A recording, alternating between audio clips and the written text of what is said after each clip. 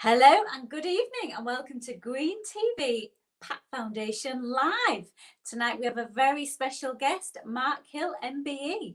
Now he's been awarded 2 operational commendations for distinguished service and exceptional valuable service in support operations. I think I've got that right, Mark. So welcome for joining us on the show tonight. How are you? Yeah, good evening. Thank you for having me. Oh, you're very welcome. So I know during the week you've been on Sky News, so this is probably a little bit small fry for you, but how was that, being on Sky Yeah, News? it was fantastic, and I'm very excited to be here tonight as well. So it's been a great journey, and it was good for Sky News to pick up on the story I've been running with. Oh, perfect. Well, we'll find a little bit more about that, viewers, so keep tuning in. So first of all, let's get a bit of background about you, Mark, and who you are and what you do. So first of all, if you'd like to tell us what your role was within the Army. So I left school with no qualifications at the age of 16 and didn't really know what to do. But I've been in the Army Cadets, and that kind of was my springboard into adulthood. And I went to Bradford, where I'm from, and I joined the Army. I joined the infantry, the 1st Battalion, the Duke of Wellington's Regiment. So I spent 23 years in the regular army before transitioning back into civilian street. Wow. So there's a linkage, isn't there, with the late, great Sir Tom Moore then? Tell me about that. There is, yes. And as everyone knows now, Captain Sir Tom Moore is for me, he's a Duke's legend. Not only that, he's inspired millions of people, not just across the UK, but across the world. And coming from the same regiment as Captain Sir Tom Moore, it's inspired me to do more what I'm doing. Unfortunately, I never met him, but seen all his great work and his charity work that he's done over the year.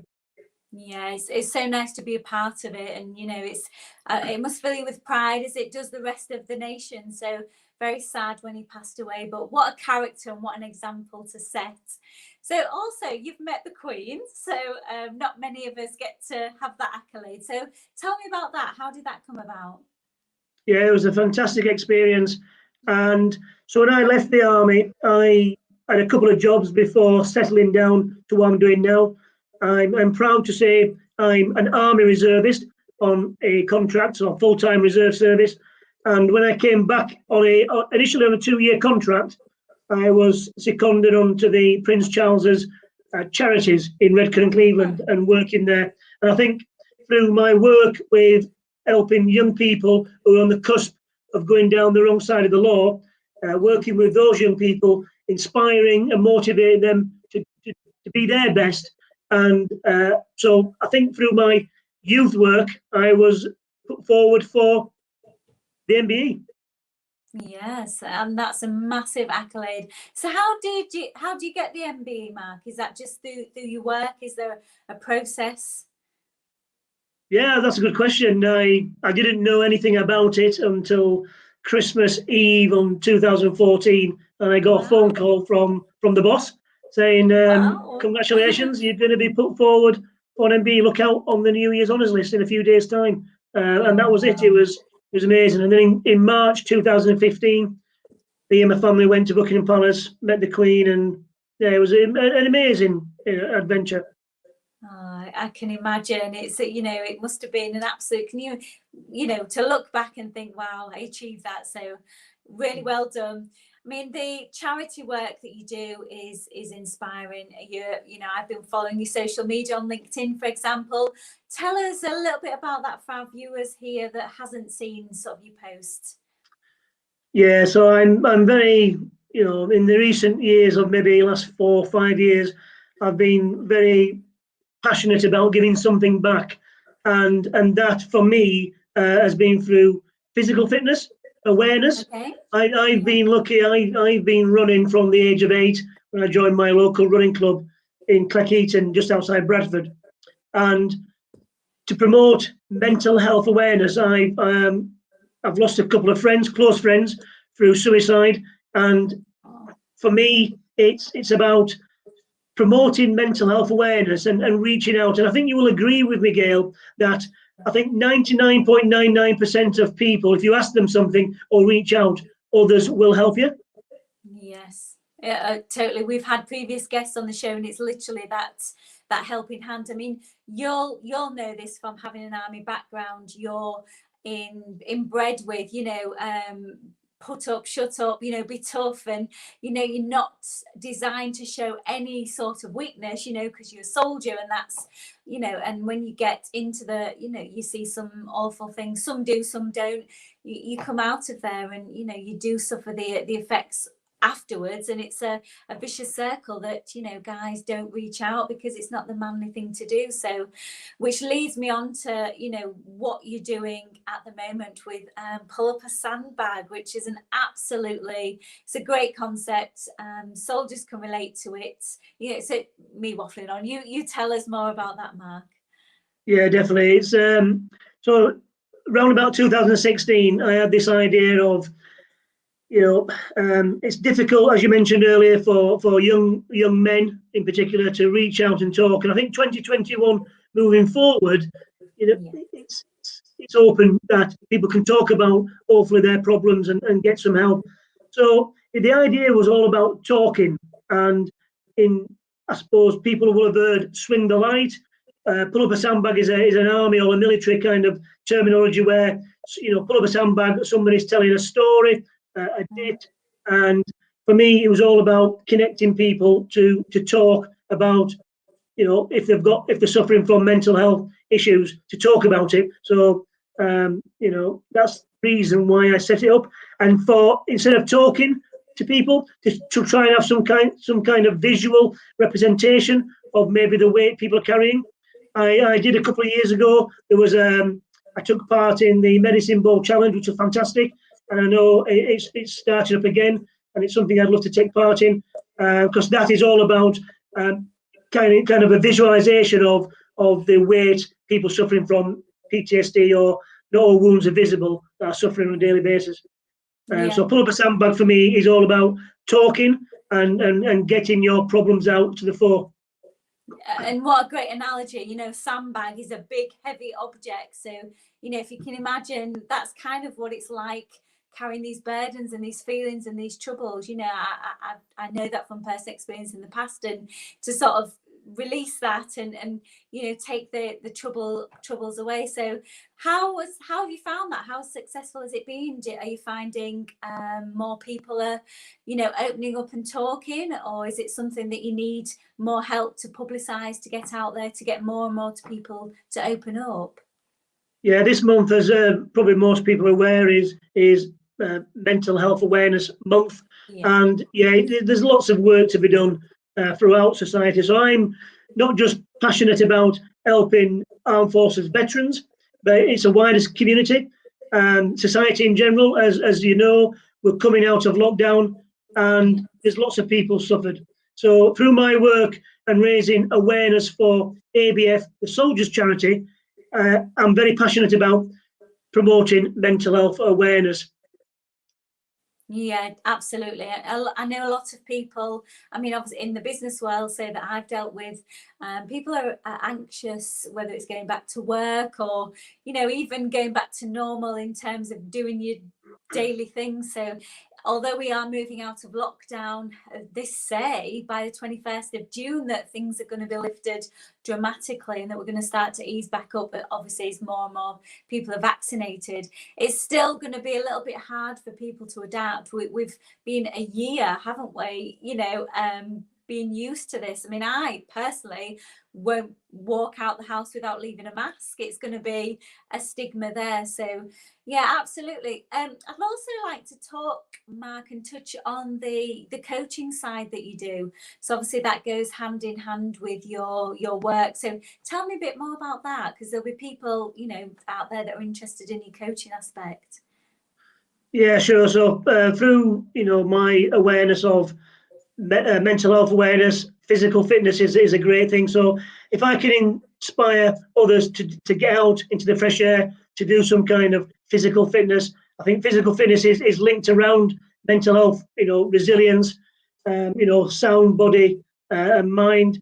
So if people can get out and do 3 sessions a week, whether that's walking, running, cycling, going to the gym, whatever it is, get out there and do some kind of physical fitness. And you mentioned running with a sandbag. I've only done it the once, if you like, because it wasn't really designed to run with the sandbag. But this weekend just passed, I took part in the Captain Sir Tom 100 challenge, which saw me running 10,000 meters with the sandbag. Wow, gosh, that's quite an accolade. How long did it take you to do that? And did you actually manage to actually do that? Yeah, definitely. So well done, it started last Friday and covered the weekend up to Bank Holiday Monday. So I decided to do something every day, and it's been a bit of a bizarre journey because I'm training for the Great North Run for the Soldiers Charity to raise money for them. And one of my local runs, I came across, it's a bit funny, a pheasant, and a wild pheasant, and it started running. It was mimicking my running. So I stopped and got my phone out and ran up and down a few times to record it. It's happened about 10 times now. And so we call him Fez the pheasant. And it's brought so many observations on social media, Twitter, LinkedIn, lots of people being happy about. And that's what's got me onto Sky News, onto TalkSport, and onto this channel here tonight to talk about my work. And so the default setting was, if Fez didn't turn up on the day, I was going to do something more physical. And it's a bit of light-hearted entertainment with the pheasant. There's a serious message behind, what I'm doing, raising awareness for mental health. So on the Saturday, I did the 10,000 meters running with a sandbag. It took me around 90 minutes. I had a couple of people out en route to do some video footage for promotion later. And then on the Sunday, I did 100, because it's all round about the Captain Tom 100. So I did 100 exercises, press-up, sit-ups, and reverse dips. And the hardest challenge I did was on the Monday. And actually, it took me about 6 hours to do this challenge on the Monday. And I wanted to say thank you to Captain Sir Tom Moore in 100 languages. So I learned the languages, how to say thank you, in batches of 10. Wow, can you do that now? That would make it. Well, we can't do all 100, but I can give you some of them. Shukran, Shukariya, Tashakor, Dhanyavad, Danka. Oh, wow. Well, that's very, very impressive. Oh, that's great. Well, most people have a running partner, so you have a running pheasant. So that's absolutely awesome. And obviously it gets, obviously we've just laughed. It's a bit of light-hearted fun, but there's serious message behind that. So, massively brilliant with your work. So with the Pull Up a Sandbag, Mark, how can somebody watching this tonight, how can they get in contact with you? If somebody is needing help, support, needing to talk, etc. Our veteran community and anybody else that, how do they get in contact with you, Mark? Yeah, definitely. So I kind of live on social media like most people today. It almost becomes a second job, doesn't it? So I'm on LinkedIn, I'm on Twitter and Facebook, and you've seen my name there. If you just search Mark Hill MBE, you'll find me. Equally, if you Googled Mark Hill MBE, Great North Run or Pull Up a Sandbag, you'll find me that way.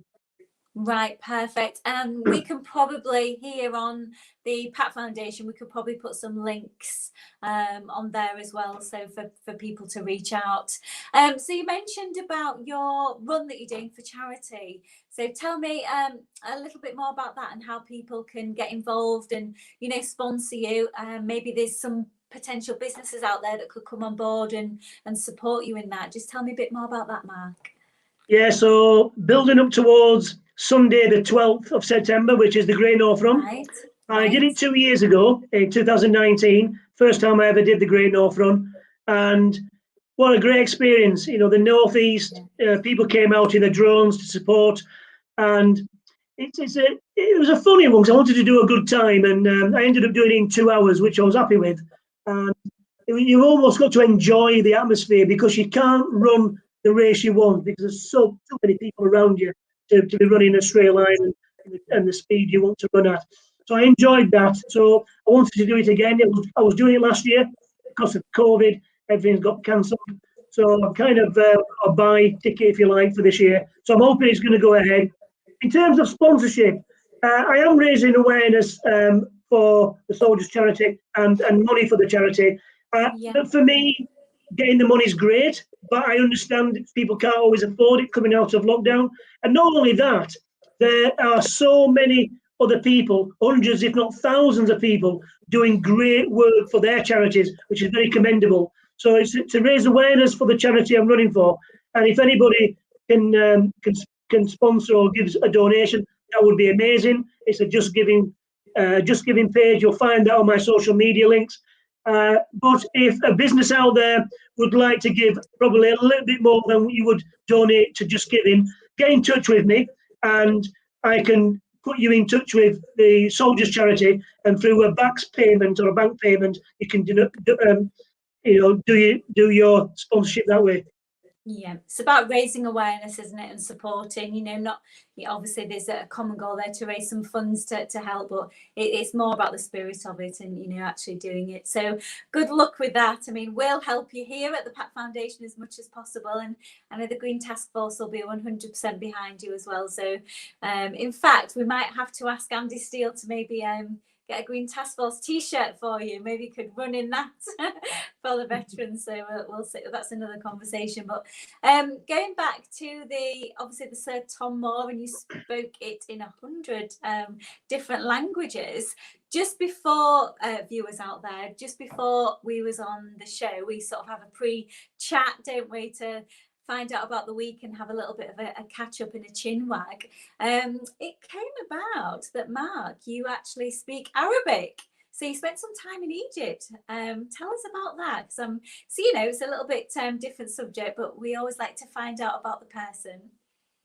Yeah, definitely. So for me, through my service in the military, the regulars, communication has always been key. And on operations, I was always keen to learn the local language where I was deployed to. And so I picked up Arabic, and I'm self-taught. And what happened was, when I left the army, my first job, I worked as a school staff instructor at Sandbag School in the Yorkshire Dales. It was great. I loved it, but I always wanted more. And I ended up I lived in Dubai, working in Abu Dhabi in the schools. And for me, it was the Arabic language that got me there in the first instance, I believe. But saying that, when you travel the world, as most armed forces personnel, veterans have done that, people speak very good English wherever you go. So it was a trade-off of me learning Arabic and the kids in the school, the Emirati kids, learning English. Oh, wow. It's still a good sort of, their personal skill to learn, and sort of take that with you. So well done on that. We've had quite a few comments, Mark, throughout the show in the group chat. People, thank you for your comments and words of encouragement. The general consensus is, awesome work, Mark, that you're doing, great work that you're doing. Will support and fully be on board as much as possible.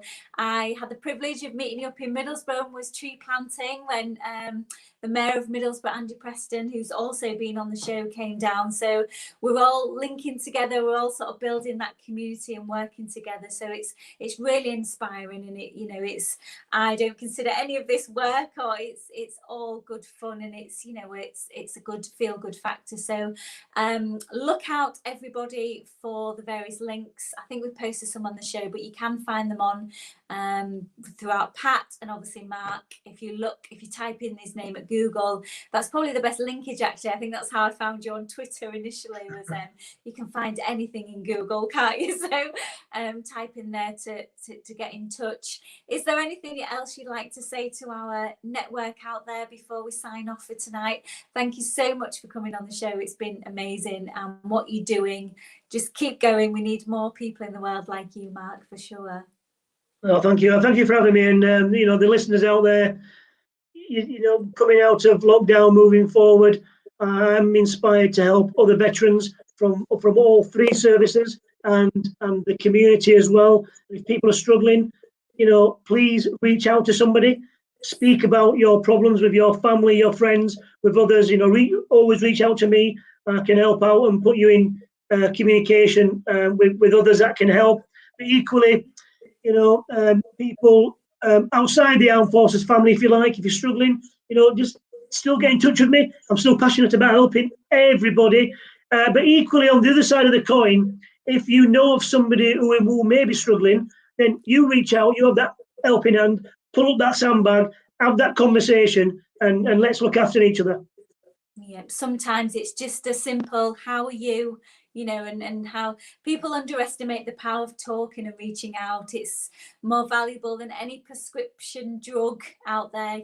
It's much better to speak about your problems, as everybody's realizing. So it's just making that leap of faith, isn't it? So, well, thanks ever so much. It's been a great show, really interesting, really worthwhile. I've loved speaking with you, Mark. I shall wish you all the luck in the world with your North Run and everything else that you're doing, and let us know if you need any help in the future. And yes, enjoy the rest of your evening, everybody. Thanks again. It's been bye from Gail Acaster.